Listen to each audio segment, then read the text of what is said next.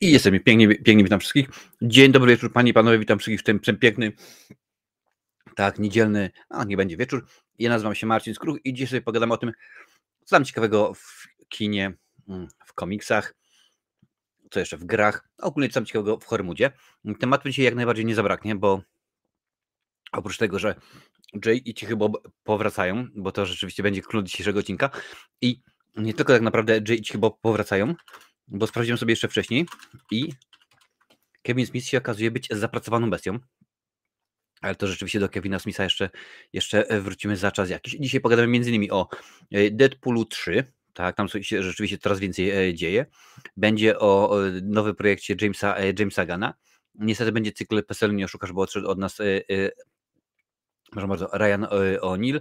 Mówię wcześniej, będzie o grach, więc The Game Awards 2023 oraz o ciąg dalszy zawirowani w świecie Gwiezdnych Wojen, bo teraz się dowiadujemy, że Mandalorianin to ma być film kinowy w tym momencie, już nie serial, więc rzeczywiście dużo tych rzeczy się dzieje, panie i panowie.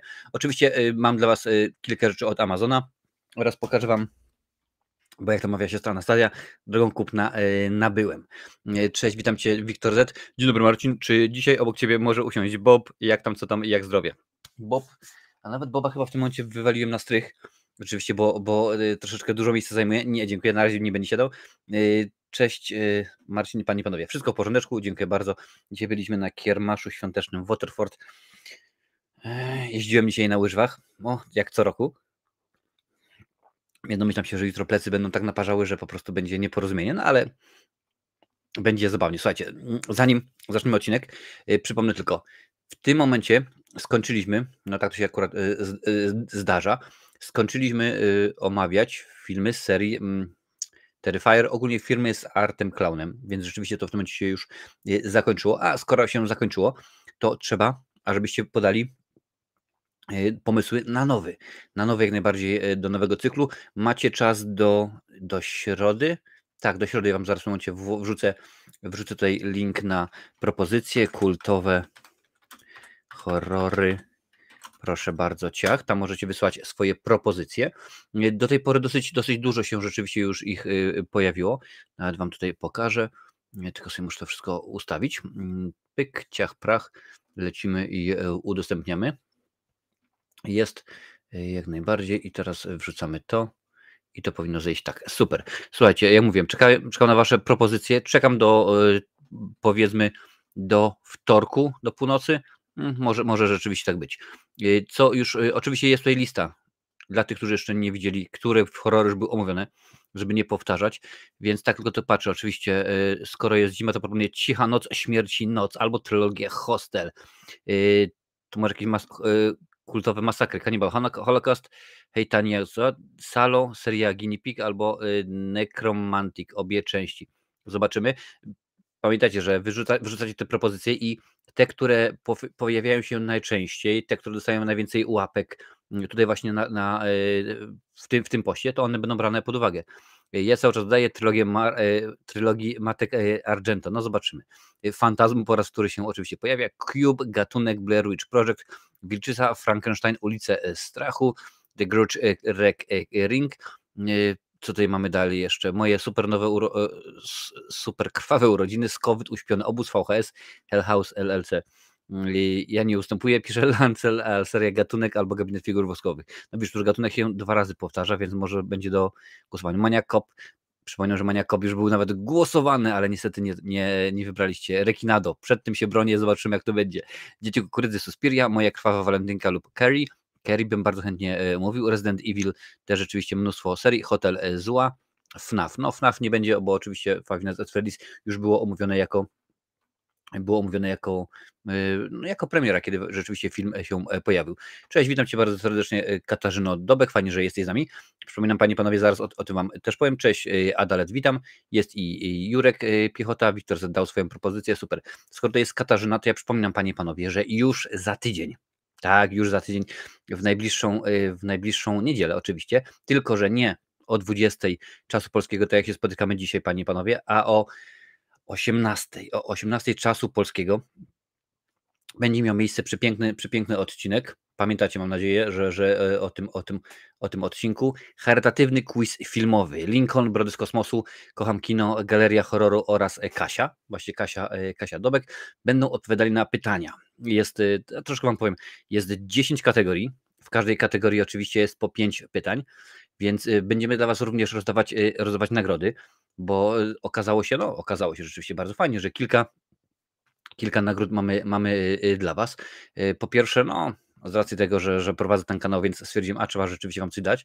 Ode mnie będą nagrody, będą to filmy na DVD, na Blu-raya, zobaczymy, jak to rzeczywiście będzie wyglądało, jak to rzeczywiście wszystko będzie się miało. Dodatkowo, oprócz tego, tutaj akurat jest inaczej, to może akurat nie powiem o tym, bo to jeszcze nie jest dopięte na ostatni guzik, a nie chcę rzeczywiście, żeby było że proszę bardzo, mówiłeś, a nie ma, ale co już jest dopięte i co już oczywiście wiem, to fakt, że dołączyło do nas wydawnictwo Mięta, panie i panowie.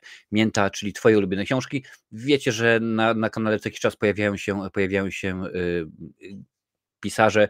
Była Karolina, była Katarzyna, więc akurat wydawnictwo Mięta ma dla nas kilka książek, których, to musicie już poczekać, rzeczywiście różni autorzy, te książki już są, albo będą za dni kilka u Lincolna, bo akurat wydawnictwo wysłało je do Lincolna i tam będziemy wysyłali. Także jeszcze nad kilkoma innymi pracujemy. W tym roku gramy i zbieramy, panie i panowie, dla dzieciaczków z onkologii, czyli, że tak powiem, bardzo, bardzo chore są, które niestety nie pójdą do domu na święta. Zostaną tam i będziemy zbierali pieniądzury na to, żeby im kupić zabawki, prezenty, jakieś cuksy, słodycze i tak dalej, żeby rzeczywiście te dzieciaczki miały przynajmniej namiastkę świąt. Nie jest to tylko i wyłącznie na jeden szpital, tylko się pomaga, ogarnia, wspiera szpitale z takimi miejscami w całej Polsce, więc rzeczywiście to nie tylko, że proszę bardzo, zbieramy na Warszawę, nie, może okazać się, że dzisiaj zbieramy na Warszawę, na Krosno, na Nowy Sącz, na Opole i tak dalej. Jeżeli u was w mieście jest szpital i tam właśnie jest dziecięcy dział onkologiczny, jest bardzo duże prawdopodobieństwo, że te pieniądze również dla nich się będą zbierane. Ja już mam tremę, nie ma po co, aczkolwiek co prawda nie względem ciebie, ale względem naszych gości starałem się wymyślić tak trudne pytania, żeby ich nie ogarnęli i mam nadzieję, że kilka mi się udało takich, że będą zastanawiali się, o co chodzi, co to jest, skąd ja mam wiedzieć, człowieku, przecież to pytasz o rzecz, która się wydarzyła 100 lat temu. Taka wredota jestem, zgadza się, taka wredota jestem. Ja was proszę, lajkujcie mój komentarz, walczę o gatunek i gabinet figur woskowych od roku, zróbcie mi prezent. Bardzo, bardzo rzeczywiście, nawet mam gatunek, 2 części. Są to moje pułkowniki do obejrzenia. Uczestniczyłeś w tym roku w akcji Movember, bo chyba pierwszy raz od lat nie widziałem wąsa. Nie, w tym roku stwierdziłem inaczej. Uczestniczyłem jak najbardziej, ale nie zapuszczałem wąsa, nie mówiłem wam dawajcie zbierać pieniądzury, bo tak sobie pomyślałem, że co roku robię i to jest dosyć hardcore, bo tak jest Movember, potem jest nasz odcinek charytatywny i potem jest jeszcze Wielka Orkiestra Świątecznej Pomocy, więc stwierdziłem, że tego troszeczkę rzeczywiście za dużo jest, więc w tym momencie skupiłem się tylko na jednym. Wiem, co miałem jeszcze wam powiedzieć. I jeszcze jedną dorzuciłem nagrodę, taka troszkę bardzo dziwna będzie. Otóż będzie do wygrania, do wylosowania szansa wystąpienia tutaj. Otóż w styczniu ktoś, kto wygra możliwość, spotkamy się z widzem i przez Restream sobie pogadamy o jego ulubionych filmach, o jego ulubionych serialach i tak dalej. To już osoba sobie zdecyduje sama, czyli będzie szansa na to, żeby wystąpić w odcinku. Widzę, że filmy kupione. Tak, właśnie możliwe, nie będziemy przeciągać akurat, także za tydzień, pamiętajcie, za tydzień, tak czy jak jest przekierowanie ustawione i wy możecie śmigać jak najbardziej i patrzeć. Już wam pokazuję moje nowe filmy, bo rzeczywiście poszedłem do Ceksa przez Cy, tam Cy na początku i poszedłem do sklepów charytatywnych i nabyłem kilka filmów rzeczywiście. Zaczynamy od tego. Daredevil, ale wersja reżyserska. Ja już o tym filmie wam mówiłem, to jest wersja dłuższa o bodajże pół godziny, więc wiecie, nie jakiś tam Ridley Scott 3 sekundy, nie, pół godziny, rzeczywiście dużo więcej się dzieje. Film ciekawszy, ciągle beznadziejny, ciągle słaby, rzeczywiście nierewelacyjny, ale ponieważ widziałem jedynkę, widziałem oryginał, stwierdziłem, że sobie jak najbardziej obejrzę.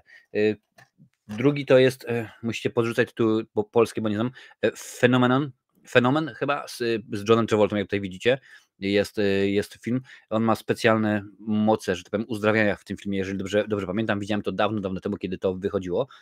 Wszystkie filmy, jak tutaj widzicie, kosztowały euro albo mniej, poza jednym, o którym wam rzeczywiście powiem, bo był akurat droższy. Trzech mężczyzn i mała dama, taki jest chyba polski tytuł. Ja widzę, że jest Steve Guttenberg, jest Tom Selleck, jest Ted Danson i dziewczynka rzeczywiście, więc jak najbardziej. To widać, płyta jest, opakowanie przynajmniej jest zmasakrowane, ale kwestia tego spokojnie się naprawi.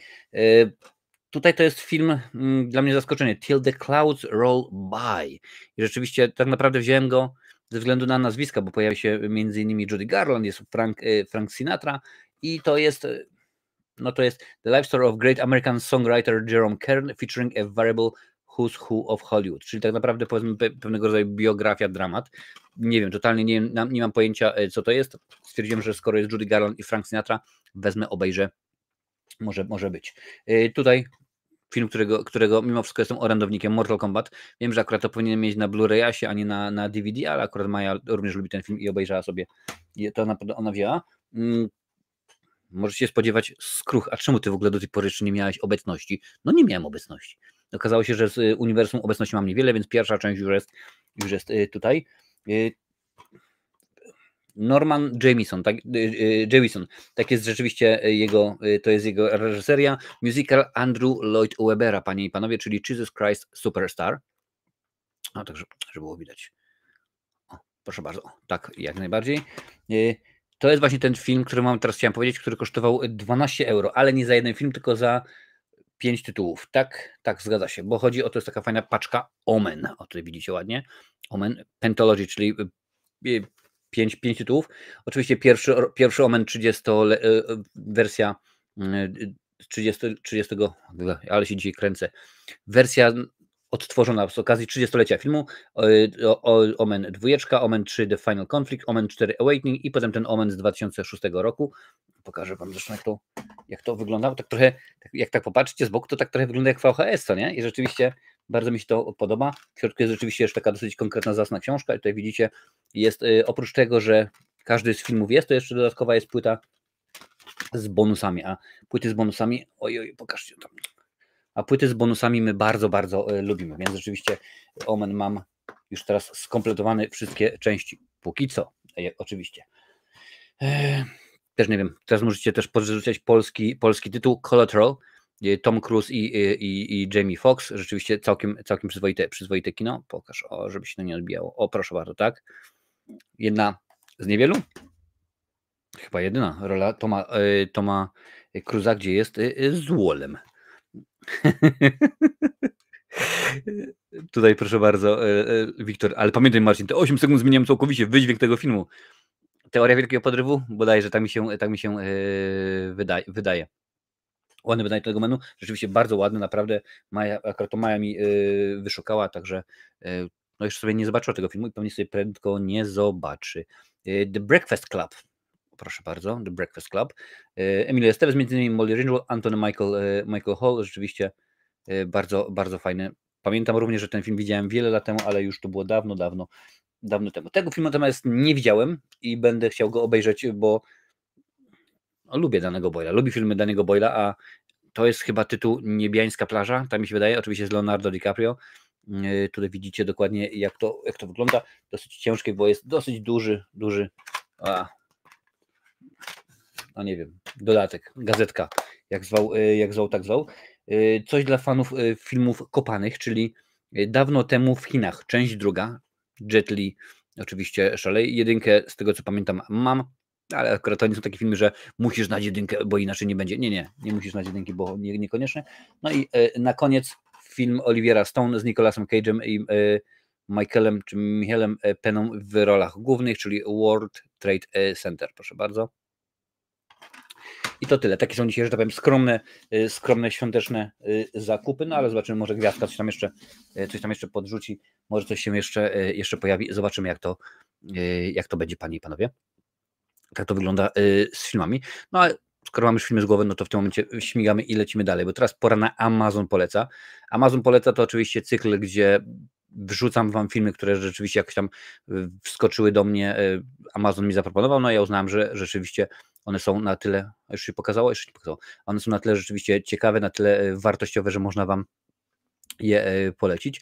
Dlatego zaczniemy od filmu, który w miarę często się tutaj powtarza. No, akurat dobry film to można go jak najbardziej często powtarzać, nie mam z tym najmniejszego problemu. Oczywiście w tym momencie na czacie, także wrzucam Wam te wszystkie linki, a one są też dostępne w opisie. Top Gun Maverick, Panie i Panowie, 4K UHD, 94 zł 20 groszy. Spodziewana dostawa po Bożym Narodzeniu, więc bardzo przykro, jeżeli ktoś chciałby sobie na święta, no to nie ma szans. Wszystkie te filmy, które Wam tutaj prezentuję, one mają polską wersję dialogową, dubbing albo po prostu napisy, to jest różnie, ale po polsku można je jak najbardziej ogarnąć, więc możecie sobie spokojnie Top Gun Maverick ogarnąć. Akurat rzeczywiście to jest zacne kino, to jest kino warte polecenia. Również polecenia jest warta kolejna trylogia tym razem, Panie i Panowie. Nie jest to jeden film, nie jest to dwa, jest to trylogia. Chodzi oczywiście o Matrixa. Ja wiem, że dosyć dużo osób powie, ale stary, nie ma czwartej części. Dla mnie czwarta część nie jest bardzo interesująca. Trzy filmy, jak tutaj zresztą widzicie, 3 filmy Matrixa, 4K Ultra HD Blu-ray za 182 zł 92 grosze. I jeszcze dostawa przed Bożym Narodzeniem, więc można się skusić, chyba że chcecie też na Blu-ray, to są za 90 zł, a na DVD za 70 zł, więc możecie sobie śmigać w tej cenie, to już w zależności od tego, jaka wam się kopia podoba. Też nie wszyscy przecież mają Blu-rayasa, akurat ja mam Blu-rayasa, bo mam konsolę, więc z tego względu nie jest najgorzej. No i teraz trzecia propozycja, to jest akurat chyba po francusku nawet, tak mi się wydaje. No ale powrót do przyszłości, Panie i Panowie. 4K Ultra HD oczywiście. Wszystkie 3 filmy, trylogia, 208 zł i 48 groszy. Tak to rzeczywiście kosztuje i jeszcze dostawa przed Bożym Narodzeniem, więc jeżeli nie ma prezentu, nie ma pomysłu, to można jak najbardziej śmigać. Oczywiście te wszystkie filmy, wszystkie tytuły są w opisie, więc można sobie spokojnie je zgarnąć, jeżeli teraz Ci się nie udało, bo no, wiadomo, czasami się trzeba chwilę zastanowić. Dobra, lecimy dalej. Tematów dzisiaj bardzo, bardzo dużo. Zaczniemy może od komiksów, bo akurat komiksy są dzisiaj ważne. I zaczniemy od Deadpoola. Jest to artykuł CBR. Deadpool 3 będzie powiązany z Lokim, Fantastyczną Czwórką i serią X-Men. Inaczej właśnie, to przeczytałem. Deadpool 3 będzie powiązany z Lokim, Fantastyczną Czwórką i serią X-Men? Bo to jest pytanie, oczywiście z wykrzyknikiem na końcu, zresztą widzicie. Coraz więcej się dzieje rzeczywiście. Teraz niby Ryan Reynolds tam powiedzmy w pewien sposób śmieszkując, dokleja postacie do filmu i tam wrzuca, ostatnio było, że Predator będzie się pojawiał, chyba że Harry Potter i tak dalej. To wszystko oczywiście na żarty. No ale zobaczmy, jak to będzie tutaj. Do sieci trafiły nowe zdjęcia z planu widowiska Deadpool 3. Wygląda na to, że fabuła filmu będzie powiązana z wydarzeniami przedstawianymi w serialu Loki, Fantastyczną Czwórką oraz oryginalną trylogią X-Men. Tylko którą Fantastyczną Czwórką? Czy tą nową, która ma być kręcona za kilka lat? Nie no, obstawiam, że to będzie raczej ta która jakiś czas temu była zrobiona, gdzie tam między innymi Kapitan Ameryka wcielił się w Johnego Storma. Zdjęcie z planu Deadpoola 3 podzielił się na Twitterze użytkownik Can we get some toast. Na jednym z nich widzimy aktora w kostiumie Minutemana, funkcjonariusza Urzędu do Spraw Zmienności Czasu z Lokiego. Mają oni podróżować w czasoprzestrzeni i powstrzymywać osoby, które działania mogą doprowadzić do chaosu w multiversum. Druga fotografia przedstawia Toada, super złoczyńcę znanego z serii X-Men w charakterystycznym pojeździe należącym do Fantastycznej Czwórki. Chyba, jak się nazywał ten aktor, który wcielił się w rolę Toada? On też grał Ray Park chyba. On też między innymi przecież grał w Gwiezdnych Wojnach. No ale zobaczycie. Czy ja mogę te zdjęcia pokazać? Na Twitterze się wyświetlą. Mogę, proszę bardzo. Tutaj oczywiście wiadomo, że to nie jest moje, więc tutaj mamy tego dżentelmena z urzędu, o którym mówiono w pierwszym, ale dalej patrzymy, gdzie jest kolejny. No nie ma kolejnego zdjęcia, jest tylko artykuł. No dobra, nieważne. A co wiemy do Deadpoolu 3? Będzie pierwszym filmem o Deadpoolu nakręconym po przejęciu studia 20th Century Fox przez Disneya. W tym momencie to żyje, że sekundkę. nie będzie żarło. Chyba lepiej. W tym momencie to już jest 20th Century Studios, nie Fox. fanów, którzy obawiają się, że przejście do uniwersum Marvela oznacza Deadpoola z kategorią PG-13, uspokoił swojego czasu Kevin Feige. Szef Marvela stwierdził, że trójka na pewno będzie R-ka, czyli w Polsce to jest 18 chyba, albo 16, ale dosyć poważnie będzie w każdym razie. Wygląda na to, że poza Wolverinem i Deadpoolem w filmie pojawił się Victor Creed, znany też jako Sabretooth. Pamiętacie go? On w X-Menach tam naprawdę nie odegrał większej roli, bo rzeczywiście niespecjalnie tam zaistniał, ale już w solowym filmie o Wolverinie, no rzeczywiście tam już Liev Schreiber wcielił się w rolę Sabertootha, no i to dosyć było poważne. Co ciekawe, czarny charakter przypomina bardziej swoją inkarnację z X-Men Briana Singera, gdzieś wcielił się w niego Tyler Mane. Kto mi teraz powie? Tak szybciutko. Tyler Mane. Z jakiego filmu możecie kojarzyć tego gentlemana? Czekam, wpisujcie na czacie. Przypomnijmy, że Deadpool i Szablozemny spotkali się w filmie X-Men Geneza Wolverine. Tam zagrał go Liev Schreiber. Reżyserem filmu jest Sean Levy. Reżyser ma na swoim koncie współpracę z Ryanem Reynoldsem. Panowie zrealizowali wspólnie 2 filmy. Pierwszym był Free Guy, a drugim projekt Adam. Ponadto w filmografii Lewiego są m.in. Noc w Muzeum, Giganci ze Stali, Starzyści oraz serial Stranger Things, gdzie wyreżyserował 6 odcinków. Deadpool 3 jest jedynym kinowym widowiskiem Marvela planowanym na przyszły rok. Więc rzeczywiście całkiem zawodowo. Względem Deadpoola tak, względem Marvela no niekoniecznie. Zobaczymy, jak to będzie wyglądało. Proszę bardzo. I już jest odpowiedź oczywiście Halloween. Zgadza się. A kogo tam mógł grać? Kogo mógł grać Halloween? Jeżeli nie wiecie, sobie sprawdźcie, a ja wam nie powiem wcale, że grał Myersa. Bo wam tego oczywiście powiedzieć nie mogę. No, co będę wam mówił. Już patrzę, co tutaj piszecie. Akurat Harry Potter by się w DCU przydał, może by im dobre filmy wyczarował. No może rzeczywiście by się udało. Może tego Matrixa wezmę, bo przed Wigilią dojdzie w dobrej cenie 4K, super. Elegancko, byłbym zadowolony, bo też oczywiście muszę powiedzieć, że jeżeli dokonasz zakupu, Amazon z tego faktu dokonanego odpali mi kilka złociszy, a ja będę oczywiście miał na nowy jacht. Umówmy się. Dobra, lecimy dalej, bo rzeczywiście jeszcze kilka rzeczy o komiksach trzeba pogadać, bo Pedro Pascal, panie i panowie, nie wróci do DC. Jego miejsce przejął Sean Gunn, brat oczywiście Jamesa. Jeżeli się zastanawiacie, w jakimż to filmie Pedro Pascal wystąpił w DC, to wam powiem, że takim beznadziejnym, którego rzeczywiście niespecjalnie lubię i no, zresztą o tym wam powiedziałem, czyli Wonder Woman 1984, a to jest artykuł akurat Deadline. James Gunn przyciąga do uniwersum DC kolejną osobę, z którą pracował przy widowiskach Marvela z cyklu Strażnicy Galaktyki. Tym razem jego wybór padł na brata Seana Gunna. Jak donosi portal Deadline, Sean Gunn będzie grał w nowym uniwersum DC postać znaną jako Maxwell Lord. Tym samym oznacza to, że James Gunn nie zdecydował się na współpracę z Pedro Pascalem, który w Lorda wcielił się w widowisku Wonder Woman 1984. Po tymże widowisku miała powstać oczywiście trzecia część, miała powstać później też Kleopatra duetu Jenkins i nasza cudowna Wonder Woman, no ale niestety wszystko się posypało. Lord to jedna z młodszych postaci w komiksowym świecie DC Comics. Po raz pierwszy pojawił się w 1987 roku. Jest on osobą dwuznaczną moralnie. Choć bowiem jest wrogiem takich osób jak Lex Luthor, to zarazem do osiągnięcia swoich celów jest w stanie posunąć się bardzo daleko, czyli tak zwany good bad guy. W 2005 roku wpłynął na przykład na umysł Supermana, zmuszając go do walki z Wonder Woman i Batmanem. Deadline nie wie, w który projekt nowego DC Gunn zadebiutuje jako Maxwell Lord. Możliwe, że będzie to już w Superman Legacy, który nakręci jego brat James.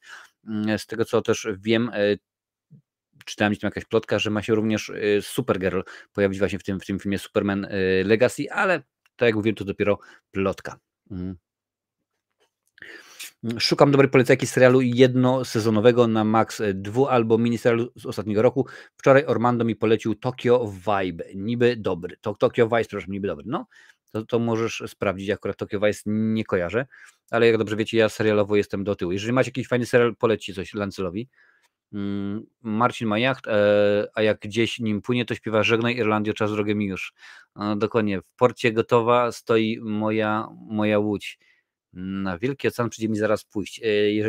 Jeżeli mnie pamięć nie myli, to jest zespół To Nam i Synowie. Zresztą bardzo fajny, bo bo lubię sobie słuchać szanty. Tak, lubię słuchać szanty.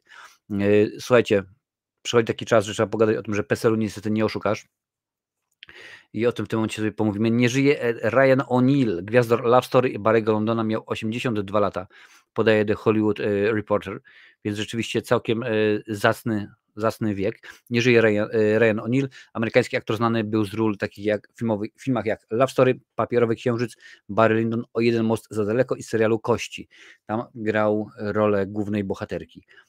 O śmierci aktora poinformował na Instagramie jego syn Patryk. W 2001 roku O'Neala zdiagnozowano białaczkę, a w 2012 raka prostaty. Miał 82 lata, ale beznadziejny kombo. No niestety, ale cóż panie i panowie, możemy poradzić.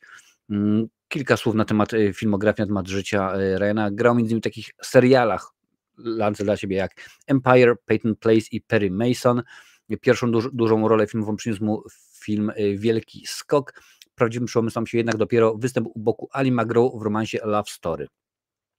Potem zagrał m.in. o takich filmach jak No i co, doktorku z Barbarą Streisand, Papierowy Księżyc, Ktoś tu kręci Petera Bogdanowicza, w dwóch ostatnich u boku córki Tatuma O'Neal.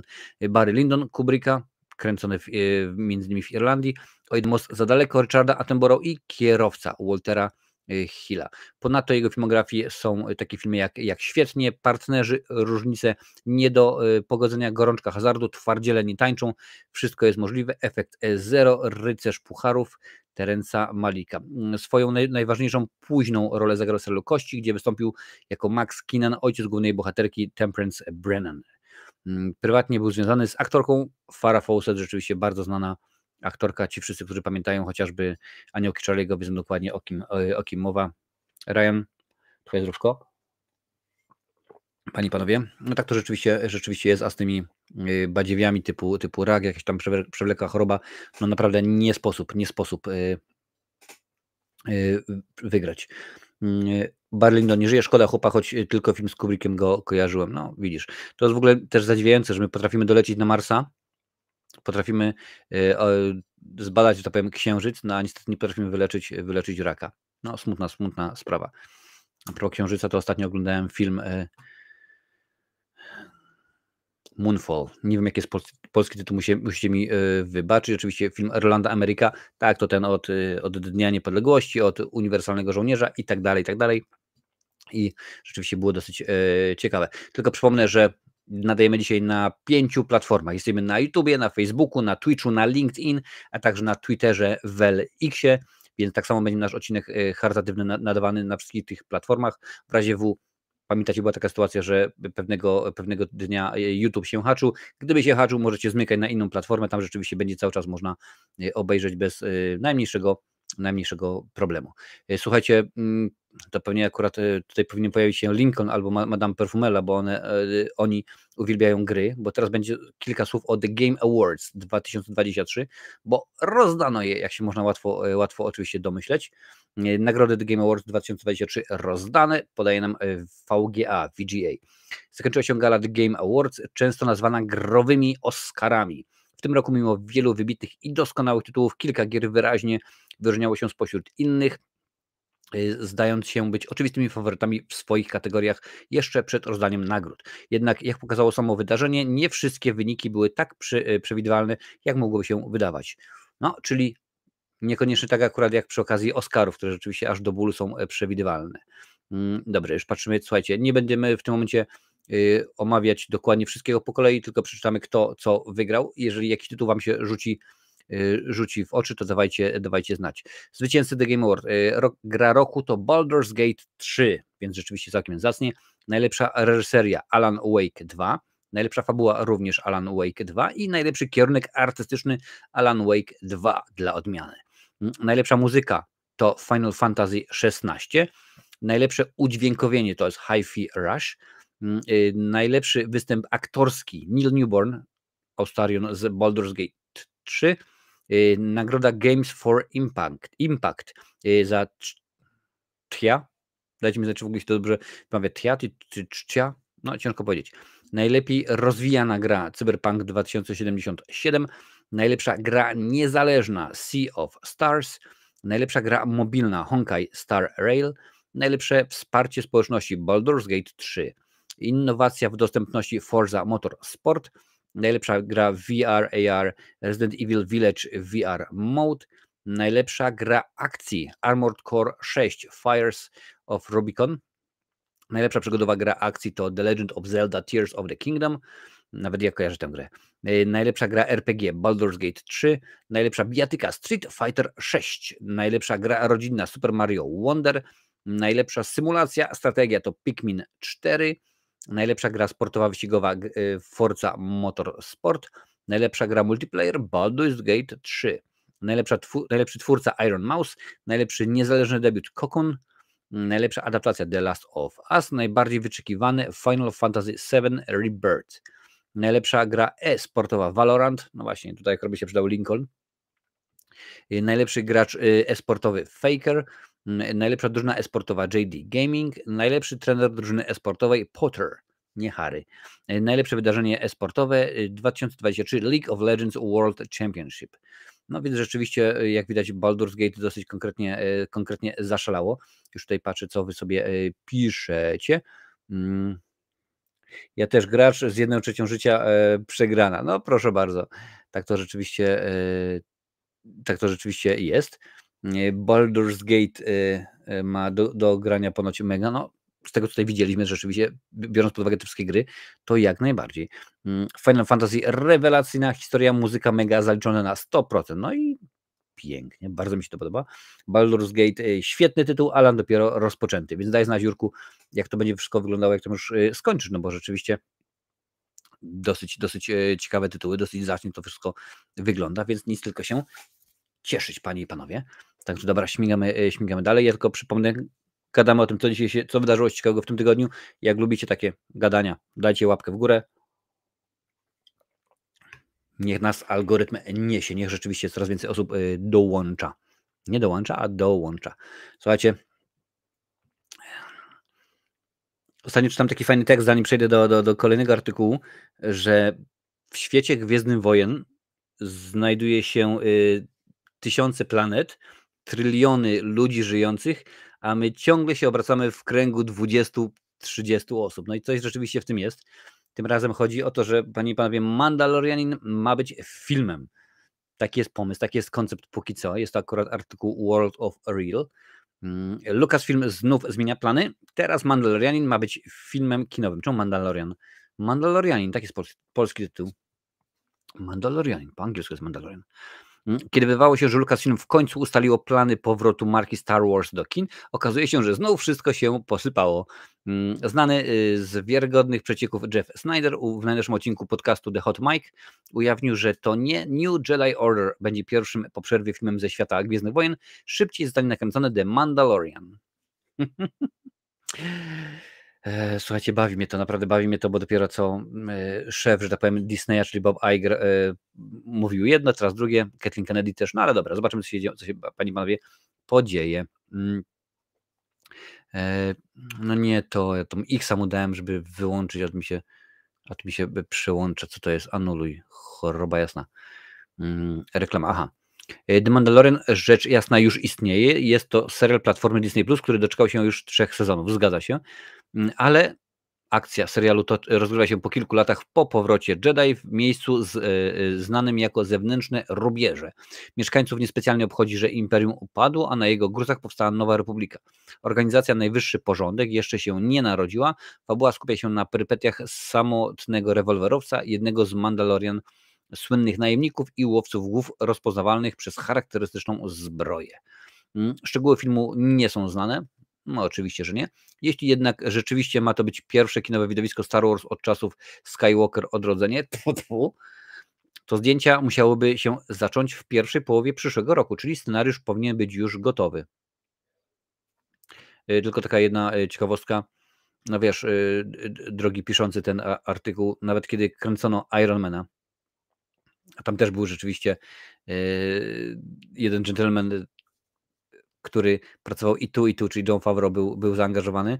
kiedy kręcono Ironmana i jeszcze nie było scenariusza. Także było tak, że nakręcili jeden dzień, nagle czekamy kolejne 2, bo nie ma scenariusza. No ale zobaczymy, to akurat nie jest nowość w Hollywood.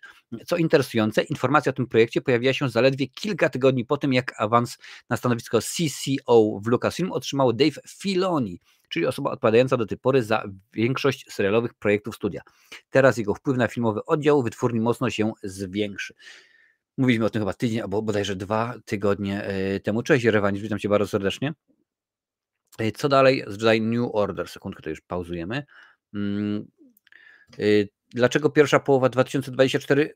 Bo w teorii na drugą połowę tego roku planowane są zdjęcia do New Jedi Order. To widowisko skupi się na postaci Rey, zagrają ponownie Daisy Ridley. Za scenariusz odpowiedział Steven Knight. Ten zapowiadał, że skończy tekst do końca tego roku. No i teraz można byłoby się zapytać, no bo tak, tutaj zapowiedzieli jedno, drugie, a ileż to już razy Kathleen Kennedy, czyli szefowa właśnie, że tak powiem, tego Wydziału Gwiezdnowojennego zapowiadała, nie, nakręciliśmy już wszystko, co chcieliśmy o Skywalkerach, teraz zajmiemy się innymi postaciami niezwiązanymi z tą częścią uniwersum. No niekoniecznie rzeczywiście. Być może jednak z akceptacją jego wersji nie będzie tak łatwo i prace nad New Jedi Order opóźnią się. Niezależnie od tego, który film powstanie jako pierwszy, nie należy spodziewać się nowych Gwiezdnych Wojen wcześniej niż w 2025 roku. No wiadomo, że oczywiście postprodukcja będzie dosyć konkretna, dosyć zaawansowana. No jestem ciekaw, bo no ja lubię Gwiezdne Wojny i jeszcze bardziej lubię, jak to rzeczywiście są świetne produkcje, no niekoniecznie tak pokazali nam ostatnimi czasy, że dostaliśmy Boba Fetta, którego po prostu się nie dało oglądać. Dostaliśmy Ashokę, której było, cytując pewien cudowny polski film, za mało Asoki w Asoce, no ale zdarza się. Co tutaj piszecie? I Jurek Piechota. Według mnie powinien zostawić Mando w spokoju, bo serial nie był takim hitem, na jaki się zapowiadał, a skupić się na tym, co jest bardziej lubiane i oglądane. No nie, właśnie on był hitem, znaczy inaczej, nie zapowiadało się na hit, ale okazało się, że rzeczywiście taka niespodziewanka i stało się dobrym serialem i to rzeczywiście warto obejrzeć, przecież tak naprawdę dzięki Mando między innymi dostaliśmy Boba Fetta i te wszystkie inne seriale, które wiemy, które znamy, Andor i tak dalej, ale rzeczywiście bym się zgodził, zostawić to jako serial, niech sobie śmiga jeszcze sezon, może 2 i dziękuję bardzo, zakończyć powiedzmy tam gdzieś w okolicach kolejnej części, wiadomo, że czyli Przebudzenie Mocy, tak, i zostawić to, nie robić nic więcej i spokój.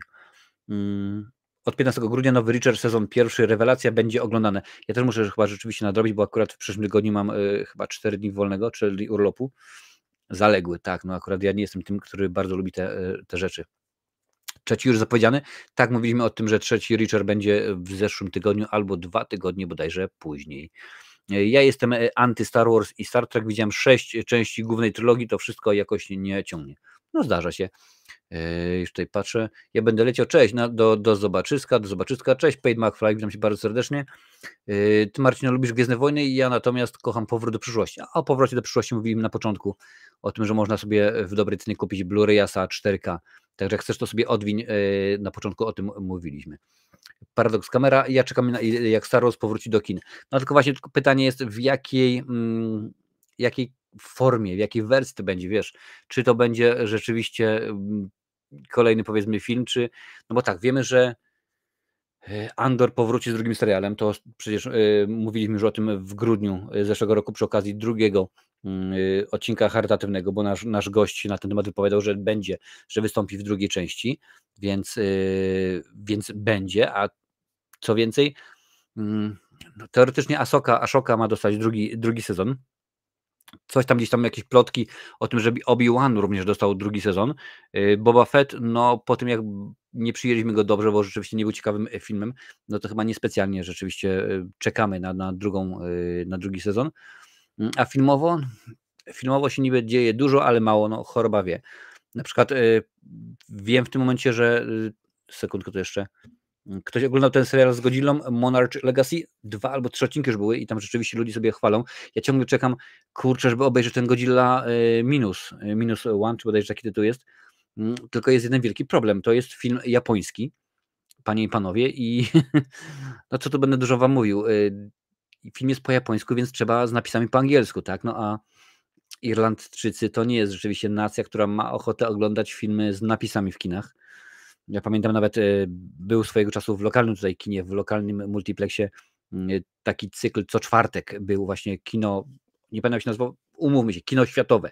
Tam, że pokazywali filmy nieanglojęzyczne różnych właśnie twórców i tam można było żeby rzeczywiście zobaczyć fajne produkcje. Czasami zdarzały się filmy anglojęzyczne, ale to rzeczywiście były raczej, dramaty. Ja na przykład tam obejrzałem, pamiętam taki film był It's All Gone Pete Tong o głuchym DJ-u, rzeczywiście bardzo fajny, no ale tam można było zobaczyć filmy, Almodóvara, filmy Polańskiego i tak dalej, kino francuskie, hiszpańskie, niemieckie. No i no niestety bodajże chyba po pół roku istnienia tego cyklu anulowali. Pytam się szefa, a czemu? Bo tego nikt nie ogląda, bo na to ludzie nie przychodzą, bo rzeczywiście nie mają ochoty. Coś w tym rzeczywiście jest. A czy nie powinieneś Monarcha do serii Godzilli? Będę oglądał, spokojnie będę oglądał, tego z tego co wiem, jest jeszcze kilka odcinków. Jeszcze z tego co wiem, jak już mówimy o nowych produkcjach, to co prawda, to Wojciech Smarzowski, panie i panowie, rozpoczął pracę, bo jeszcze nie zdjęcie, pracę nad nowym filmem. Rzeczywiście ma być rzeczywiście bardzo ciekawe. Zdjęcie mają ruszyć w przyszłym roku już na wiosnę, więc będzie się działo. No wiadomo, jak to u Smarzowskiego rzeczywiście zawsze albo bardzo zawsze, niech tak będzie. Jest to zacne kino, filmy są dobre albo bardzo dobre, także tylko czekać. Mam nadzieję, że uda się jakieś ciekawostki z planu, może jakieś informacje. Wiem to od osoby, która będzie pracowała przy tym filmie, ale na razie póki co wam nie mogę nic więcej, panie i panowie, powiedzieć. Jak będę mógł, to powiem. Bo na razie to jest tak, że wiem, ale nie powiem, panie i panowie. I słuchajcie, to jest rzecz, która mnie bardzo interesuje, bo dobrze wiecie, że jestem wielkim fanem Kevina Smitha. Prawie wszystkich jego filmów, bo umówmy się, te ostatnie horrorowe, tak, tam tu Kieł i tam kilka rzeczywiście innych, no to tak niekoniecznie mi podeszły, ale kiedy dowiaduję się, że Jay i Cichy Bob powrócą, Kevin Smith przegrał zakład i pisze nowy film o duecie bohaterów, jak podaje Movie Web, no to jestem bardzo, bardzo podekscytowany, panie i panowie. Kevin Smith nie usiedział cicho. Reżyser ujawnił, że pracuje nad nowym filmem, którego bohaterami będą Jay i Cichy Bob. Smith pisze właśnie scenariusz trzeciej części cyklu o przygodach ekscentrycznego duetu bohaterów. Pamiętacie, pierwszy film, inaczej, Jay i Cichy Bob pojawiają się w każdym filmie z jego uniwersum. To uniwersum się nazywa View Askewverse. Askew się nazywa jego firma. Pierwszy film to był, nawet tutaj jest pokazany, Jay i Cichy Bob kontratakują. Pierwszy solowy film i tam się rzeczywiście bardzo dużo działo i fajnie, ale niestety film się nie sprzedał, nie zarobił tyle, ile byśmy chcieli, a właściwie ile by chciało studio. 2, może 3 lata temu dostaliśmy film pod tytułem Jay i Cichy Bob Reboot i rzeczywiście tutaj jeszcze dosadniej, jeszcze fajniej pojechał po tym wszystkim i to było dobre kino. Widziałem go wiele, wiele razy, nie dla wszystkich, bo rzeczywiście jest dużo bluzgów, wszystkich rzeczy i tak dalej, ale było bardzo, bardzo dobrze, więc tylko i wyłącznie czekać na trzecią część.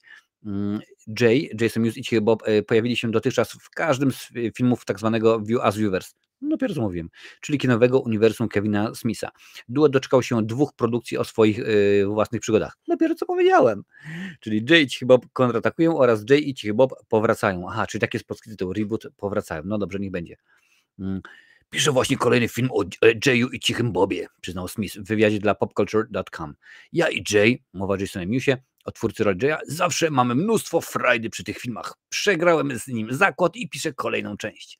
O czym opowie nowy film? Smith nie powiedział nic o fabule, nie zdradził też, o jaki zakład chodziło. Pozostaje nam czekać na więcej informacji. No, trzeba pamiętać, że w ostatnim Jayu i Cichym Bobie Jay doczekał się dziecka, więc oczywiście w rolę dziecka wcieliło się Harley Quinn Smith, więc rzeczywiście dosyć poważnie. Oczywiście tutaj widać, że jest zwiastun Clerks 3, czyli trzeciej części Sprzedawców, które omówiłem i która rzeczywiście według mnie była bardzo, bardzo, bardzo dobrą i bardzo udaną produkcją. Czy tak będzie przy okazji J.I. Cichego Boba? Mam nadzieję, bo rzeczywiście Smith pokazuje, właśnie między innymi tym filmem Sprzedawcy 3, udowodnił, że on nie chce robić kolejnych na zasadzie odcinamy kupon. Ja wiem, że tam brzmi śmiesznie, mówisz o trzeciej części, czyli już ustaloną markę dalej, że tak powiem, odbija pieczątki i robi kolejne części, ale to akurat chodzi o to, że tak naprawdę fabuła postępuje i to nie jest, że dostajemy po raz będę że to powiem, używał nomenklatury gwiezdnowojennej, że mamy Nową Nadzieję, gdzie trzeba wysadzić Gwiazdę Śmierci, potem mamy Powrót Jedi, gdzie trzeba wysadzić Gwiazdę Śmierci, po to, żebyśmy dostali później Przebudzenie Mocy, gdzie trzeba rozwalić Gwiazdę Śmierci. Chociaż właśnie tak naprawdę śmierdzi to bardzo. A akurat u Smitha to jest troszeczkę inaczej, te rzeczywiście produkcje, wszystkie one się jakoś zazębiają i mają logiczny sens. Uniwersum nie jest tak skomplikowane jak między innymi Marvel, MCU, bo to akurat rzeczywiście jest dosyć proste. Powracają ci sami aktorzy. Pamiętać trzeba oczywiście, że no, to między innymi Kevin Smith wypromował takich aktorów jak Matt Damon czy Ben Affleck, tak? To rzeczywiście on, oprócz tego, że zachęcał ich do tego, żeby napisali scenariusz, bo oni chcieli, żeby to Kevin Smith wyreżyserował Buntownika z Wyboru, on powiedział, że nie nadaje się i w ogóle, że wy powinniście to ogarnąć, no to wspierał ich, oprócz tego też współprodukował, z tego co pamiętam, nie wiem czy jako producent, tylko czy jako producent wykonawczy, ale współprodukował Buntownika z Wyboru, czyli Good Will Hunting, więc rzeczywiście jak najbardziej bardzo dobrze. Co piszecie? Lancel. Rozważam przyjazd Szkocja, Irlandia w okresie wakacyjnym. Musimy wybić za zdrowie kanału. Musimy jak najbardziej, nie ma problemu. Dawaj znać. Ja nie znam uniwersum J.I. Boba. Ile filmów wchodzi w uniwersum? Troszkę. No to w tym momencie popatrzmy. Mamy 3 filmy o sprzedawcach. Mamy 2 o Bobie, czyli jest 5. Są Szczury z supermarketu, czyli jest 6. Dogma jest 7. W pogoni za Amy 8. I chyba tyle, bo później jeszcze było kilka innych filmów, które nie są że tak powiem, w tym uniwersum, czyli 8. Osobne fabuły, wszystko jest osobna, powtarzają się to na takiej zasadzie, że filmy kręcone są na takiej zasadzie, że wiesz, ta sama dzielnica, te same osoby, ale inne wydarzenia, co nie? I niekoniecznie musisz znać, co się dzieje. To nie jest jak u Marvela, że wiesz, że musisz znać. Fajna sprawa, bo Kevin Feige zawsze mówi, nie, spokojnie, oglądasz film, nie musisz znać seriali, oglądasz film, nie musisz znać poprzedniej części. A wczoraj oglądaliśmy z Wiktorem, bo on oczywiście wchodzi w fazę superbohaterów, oglądaliśmy Avengers Infinity War, Wojna bez granic i nie pamiętałem, co się wydarzyło wcześniej. No oczywiście tam wiem, że to byli Strażnicy Galaktyki, ale zaczynam od sceny, kiedy jest akcja na statku, jest Thanos, Thor i Loki i tak kurczę, nie pamiętałem za bardzo, co się wydarzyło, więc no niekoniecznie to się tam zgadza, a u Smitha jak najbardziej można to zobaczyć w ten sposób. Pamiętam J.I. Boba kontratakuje seans z kolegami przerywany co chwilę atakami historycznego śmiechu, bo rzeczywiście to jest bardzo, bardzo zabawne, przynajmniej według mnie komedia. Martino, ja paid jak fan twojego kanału, czy w końcu nadejdzie taki dzień, gdy zrecenzujesz mój ukochany film, czy Powrót do przyszłości? Domyślam się, że nadejdzie. Dlaczego warto obejrzeć J.I. Bob? Pytanie do Marcina, proszę o 3 powody. Nie wiem w sumie o który film chodzi, ale omówmy się ogólnie, bo też na przykład już słyszałem wiele tematów typu J.I. Bob, to jest wiesz, 7 woda po kisielu, to jest kolejny Chi Chong, kolejny Flip i Flap i tak dalej, i tak dalej. Jest zabawny, biorąc pod uwagę, że Kevin Smith to są filmy, no słuchaj, to nie jest bardzo wysublimowany humor. Tam się naprawdę, to jest bardziej humor klozetowy. Więc jeżeli rzeczywiście lubisz takie rzeczy, no to może być fajnie.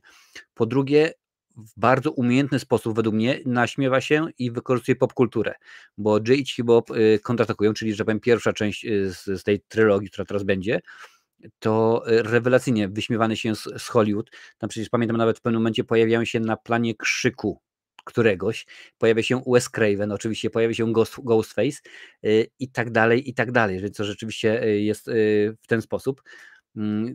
Jest fajna interakcja, bo pamiętam, że chyba w 3. Krzyku bohaterowie z Krzyku schodzą do archiwum i tam się pojawia umówmy się, aktorka, która się wcielała w rolę księżniczki Lei. Nie, to nie ja, to jakaś inna tam spała z Lucasem, ale tak samo właśnie przy okazji Jay i Cichy Bob kontratakują, pojawia się właśnie księżniczka Leia, tym razem w roli zakonnicy, więc rzeczywiście jest dobrze, jest fajne oko puszczone do nas. Dodatkowo ma fajny metakomentarz, bo oni tak naprawdę w filmie okazuje się w skrócie, że na podstawie ich postaci dawno temu ktoś napisał komiks i teraz ten komiks zostanie zekranizowany.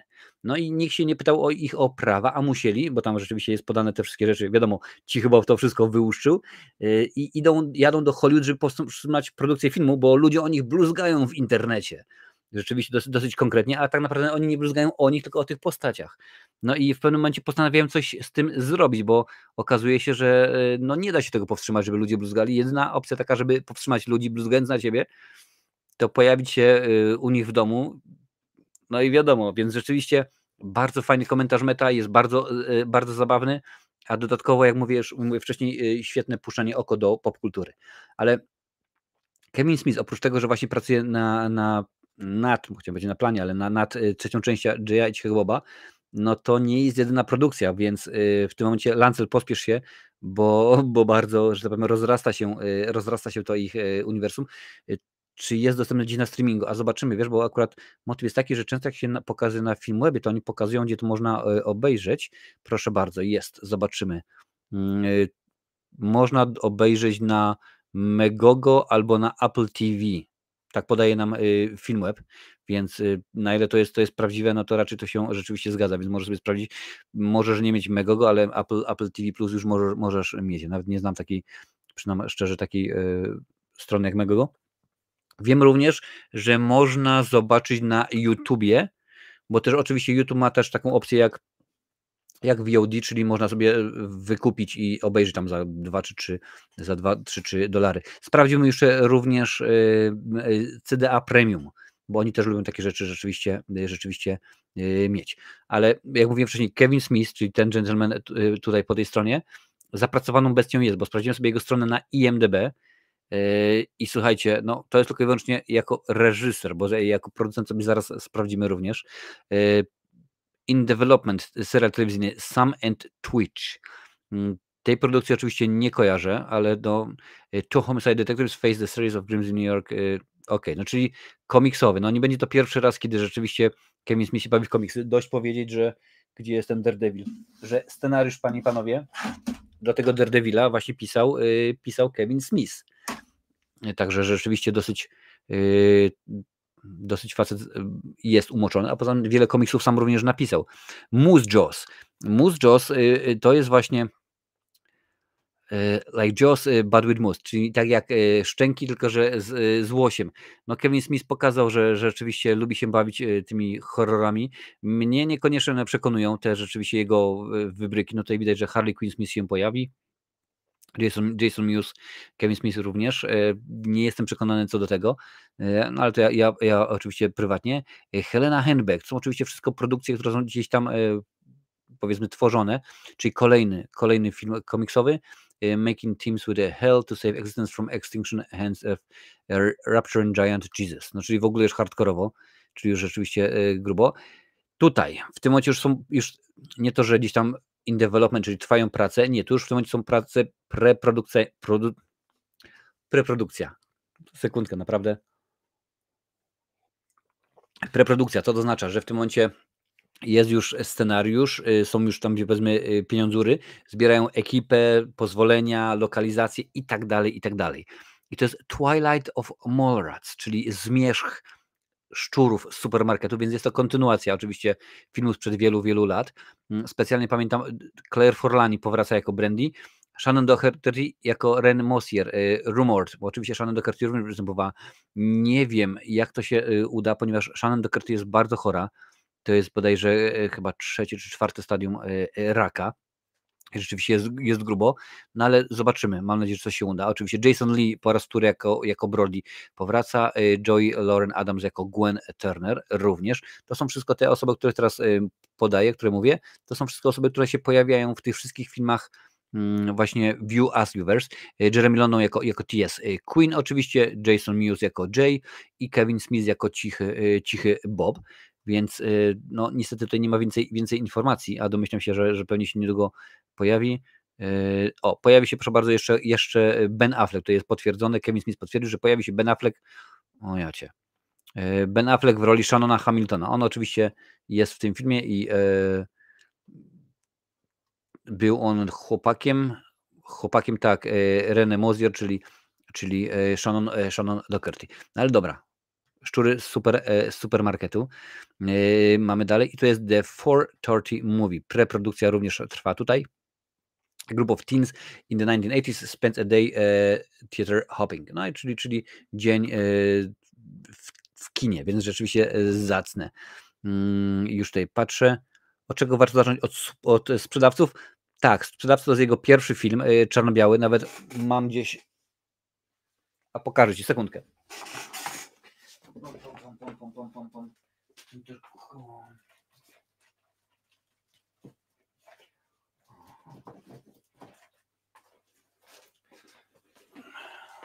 Czekajcie, tutaj mogę dać w sumie właściwie duży ekran póki co. Jest to film, jakość obrazu pozostawia wiele do życzenia, to zresztą sam powiedział Smith, że tak naprawdę jemu chodziło o to, żeby, to z okazji 10. rocznicy, żeby ten film wyglądał jak pokazywany jak za pomocą kamery przemysłowej, tak, CCTV. To jest akurat mam wersję z okazji 10-lecia tego filmu, więc wypada. Jest fajna książeczka, gdzie to są zapiski, scenariusz, oczywiście nie cały, tylko w kawałkach, więc proszę bardzo, jedna płytka, druga płytka i trzecia płytka, więc rzeczywiście bardzo zacny film. Tak, ja bym zaczął od sprzedawców. Potem przy okazji 2 i 3 jest już, że tak powiem, normalnie, tak jak w normalnych filmach jest kolor. No, powiedzmy, że w całym filmie, może nie w całym filmie Sprzedawcy 2, ale rzeczywiście fajnie. I tak jak już mówię, można je oglądać bez znajomości pozostałych. A jeżeli będziesz oglądał, to jak najbardziej. Jak chcesz wiedzieć dokładnie może jak oglądać, bo czasami są wspominane wydarzenia z innego filmu, no to spokojnie oglądaj tak, jak rzeczywiście Kevin Smith je pisał. Marcin, posiadasz jakieś klasyczne filmy na VHS? Mam jak najbardziej, mógłbym ci pokazać, w tym momencie troszkę widać. Mam tutaj między innymi Gwiezdne Wojny mam na VHS. Więc słuchajcie, Kevin Smith jest bardzo zapracowaną bestią i rzeczywiście mnie to bardzo cieszy, bo to było jako reżyser. Popatrzmy, co tam się dzieje jako producent. Jako producent ma kolejne 2 produkcje, czyli Masters of the Universe Revolution, czyli w tym momencie już trwają prace postprodukcyjne. To jest ten serial, panie i panowie, o He-Manie, że tak powiem, z dobrą kreską. Jest to coś pięknego. W rolach głównych między innymi Mark Hamill, kogo gra Mark Hamill, czy Szkieletora, czy, no oczywiście, że Szkieletora, William Shatner, oczywiście Chris Wood jako He-Man, więc rzeczywiście całkiem zacnie. Jeżeli chcecie, możecie sobie sprawdzić, na Netflixie będzie niedługo, albo już jest. Nie, na Netflixie jest inny serial. Możecie sobie sprawdzić zwiastun, ja wam nie pokażę go, bo no niestety wiadomo, nie mogę, więc zobaczmy. Tutaj jako aktor, no oczywiście Moose Jaws i Szczury z supermarketu, a jako scenarzysta, no to tutaj akurat nie ma nic, o czym byśmy do tej pory nie mówili. Więc rzeczywiście dosyć dużo tutaj jest. Już tutaj patrzymy, jak to wygląda z tymi wszystkimi filmami. Proszę bardzo, Sprzedawcy 1, Szczury 2, Pogoń za nimi 3, Dogma 4, Jay i Cichy Bob 5, Sprzedawcy 2, 6, 6, gdzie lecimy dalej, 7 Jay i Cichy Bob Reboot i Clerks 8, więc rzeczywiście to jest tyle. Po drodze oczywiście są inne filmy, jak no widzisz, Flash, między innymi reżyserował kilka odcinków tego serialu. Tutaj jest Tusk, w Tusk występuje Johnny Depp między innymi, Yoga Hosers również, ale jak widzisz, nie tylko ja nie podzielam opinii, że to są ciekawe produkcje, bo 4,3 na IMDb na 10, no to rzeczywiście nie jest opcja, nie jest ocena dosyć zacna, dosyć wysoka. Też reżyserował kilka odcinków Supergirl, więc jak najbardziej ja osobiście czekam na Jaya Cichego Boba. Czekaj, może nawet, no czekaj, skoro dzisiaj łażę, no to czemu nie? Sekundkę.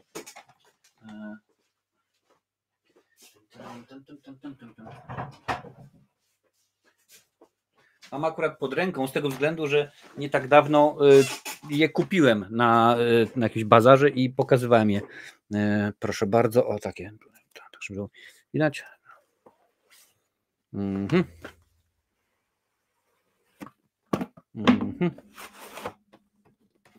Oczywiście 500, tak, tu jest oczywiście wiadomo książeczka, no i kasety wideo. Dla tych, którzy nie wiedzą, wideo, tak to rzeczywiście wygląda. Wydanie amerykańskie, wszystkie 3 są akurat w takim fajnym wydaniu, to sobie oczywiście za chwilę dopiero sobie to ogarnę. Ciekawe, jak będzie Godzilla kontra Kong. No, w tym momencie zwiastun widziałem ten nowy i jestem zaintrygowany, jak najbardziej jestem zaintrygowany, bo rzeczywiście lubię. No ale ja na razie, no, to dużo mówić. Czekam na to, żeby mógł Godzillę sobie obejrzeć, Godzilla minus.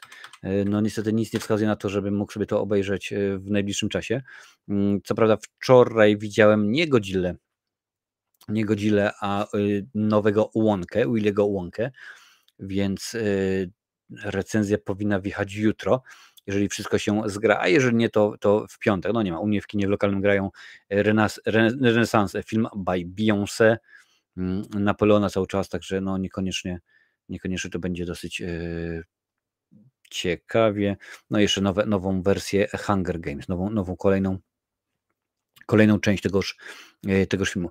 Więc nic, ja osobiście czekam, mam nadzieję, że przyszły rok będzie dobre, bo też Kevin Smith to nie jest reżyser, który będzie kręcił film przez pół roku, który musi mieć wycyzelowaną każdą klatkę. Nie, rzeczywiście, jeżeli już będzie uchwycony jego koncept, to rzeczywiście jemu się podoba, to będzie zrobione i mam nadzieję, że to będzie wszystko szybko, dobrze zrobione, a dodatkowo on oczywiście pracuje przy postprodukcji, on się chyba zajmuje montażem, albo zajmował przez jakiś czas. Teraz to może być inaczej, no zobaczymy. Po tym zawale mogło się dużo rzeczy u niego zmienić. Więc jak najbardziej. Lancet pisze, lubisz, myślałem, że oglądałeś z obowiązku te wszystkie 27, czy ile tam filmów. Nie, spokojnie, ja akurat Kevina Smitha bardzo lubię, bardzo szanuję. Nie wszystkie filmy mi się, jak mówiłem wcześniej, nie wszystkie filmy mi się podobały, więc mogę śmiało powiedzieć, że w filmie w ogóle Cop Out występuje Bruce Willis. Panowie się spotkali na planie Szklanej Pułapki 4, gdzie tam gdzie tam Kevin Smith wcielił się w rolę jakiegoś hakera. No i właśnie na podstawie tego powstało, że można byłoby coś razem zrobić, proszę bardzo. Więc jak najbardziej to jest dobry.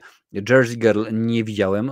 Uznawany jest teoretycznie za najgorszy film Smitha. Tam jest oczywiście Ben Affleck, Liv Tyler, między innymi George Carlin, rewelacyjny komik, który jeżeli znacie jego humor, to on po prostu się na niczym nie zatrzymywał. On po prostu nie brał jeńców, nie było świętości i jechane było po wszystkim.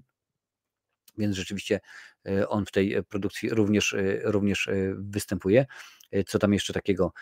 No oczywiście Zack i Miri kręcą film dla dorosłych, tutaj nie powiem o jaki tytuł, jaka jest nazwa, no to też również dobre, ciekawe kino Cop Out. Red State, tego nie widziałem. Mnóstwo mam jego, może nie stand-upu, bo to akurat jest źle powiedziane, że to stand-up, ale akurat jego spotkań z widzami, bo on bardzo często właśnie ma tam jakieś spotkania na uniwersytetach, w ogóle jakieś koncerty, no i gdzie gada, opowiada o filmach, więc to jest rzeczywiście świetne. Tusk, czyli Kły i Yoga Hosers, niespecjalnie widziałem, nie podobało mi się to w ogóle. Flash, no to oczywiście znam. Supergirl również, J.H. Bob reboot, pewnie, że tak. Kilroy Was Here, reżyseria, ale to chyba jakiś krótki metraż, co? Godzina 3, comedy horror anthology centered around the phenomenon of Kilroy Was Here graffiti.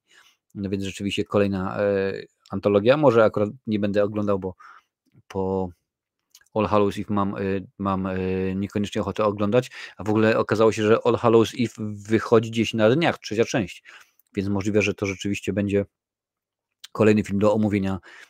No i tu jeszcze Sprzedawcy 3 i Logic High Life, a to jest teledysk, także akurat dosyć tego dużo. Nie wiedziałem, że przyszedł zawał, bo wyglądał na gościa, którego to dotknie. Tak, no oczywiście chodziło o to, jak się odżywiał. Po tym wszystkim całkowicie zmienił dietę. W tym momencie jest wegetarianinem albo weganinem. W każdym razie jakoś tak rzeczywiście służy mu to, wygląda dużo lepiej. Naprawdę bardzo fajny film. A, o Godzilli było. No, o Godzilla widziałem wszystkie filmy. Nie wszystkie mi się podobały. Ostatnio widziałem zwiastun Polsatu i będzie Kevin sam w domu w Wigilię na Polsacie, a i pamiętacie, że Marcin jest tak stary, że pamięta czasy święta bez Kevina na Polsacie. Zgadza się. W Irlandii może nie wersję, ale rolę Kevina pełni film Willy Wonka i Fabryka Czekolady. ten z Ginem Wilderem, on od kiedy ten film miał swoją premierę, czyli tam w latach chyba 70., rocznie jest pokazywany. Nawet ten film z Tima Burtona, z Johnny Deppem sprzed wielu lat nie zmienił tego, nie zamienili filmu, cały czas jest pokazywany właśnie ten film. To dokładnie tak samo jak mamy z Kevinem, to oni tak samo mają właśnie z Willim Wonką.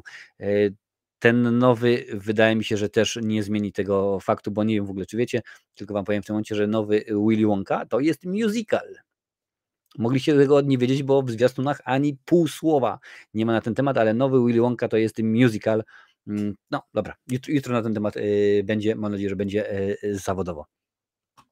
Oczywiście, my się widzimy za tydzień, bo się musimy zobaczyć w odcinku świątecznym. Przypominam, w niedzielę o godzinie 18 czasu polskiego.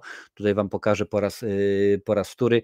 Będziemy odpytywać znanych i lubianych youtuberów z filmów, czyli będzie Lincoln, czyli można się domyśleć, że trochę będzie o filmach sci-fi, Brody z kosmosu, kocham kino, więc pewnie będziemy troszkę gadać o komiksach, galerię horroru będziemy gadać. No oczywiście, że tak, o horrorach. Kasię odpytamy ze wszystkiego. Będziemy zbierać pieniądzury na Się Pomaga, panie i panowie, więc jak najbardziej warto być, bo oprócz tego, że będziemy fajnie spędzali czas, no to będziemy też rozdawali nagrody. No to ja jak musical to już wiem, że nie obejrzę, bo reaguję alergicznie na musicale, pisze Jurek. No ja też byłem zaskoczony i potem specjalnie po obejrzeniu filmu mówię, sprawdzę zwiastuny. 2 zwiastuny obejrzałem, w żadnym ani słowa nie ma odnośnie tego, że to jest musical, ani sceny. Mówię, kurczę, szkoda, że nie podali, bo przynajmniej człowiek by wiedział, co i jak. W końcu dawno nie było u ciebie gości. No nie było, jak tak się akurat złożyło, że ostatnio nie pojawiały się ludziska, ale coś rzeczywiście, co się odwlecze, to nie uciecze. We środę rozpoczynamy nowy cykl, co to będzie? Naznaczony, tak? Tak, naznaczony, będziemy omawiać naznaczony, czyli Insidious, bo rzeczywiście wybraliście i od środy, pamiętajcie, będzie wtedy głosowanie. Co będziemy omawiać po serii Insidious, czyli naznaczony koszmar minionego lata, po koszmarze minionego, następnego, wczorajszego, jutrzejszego lata, co będzie się działo. A z mojej strony to już wszystko. Dziękuję bardzo. Tutaj się pojawią oczywiście dla tych, co oglądają z odtworzenia zaraz propozycje, filmiki od YouTube'a. Kliknij, obejrzyj, a ja zmykam wypić herbatki, no i może jeszcze coś dzisiaj obejrzę.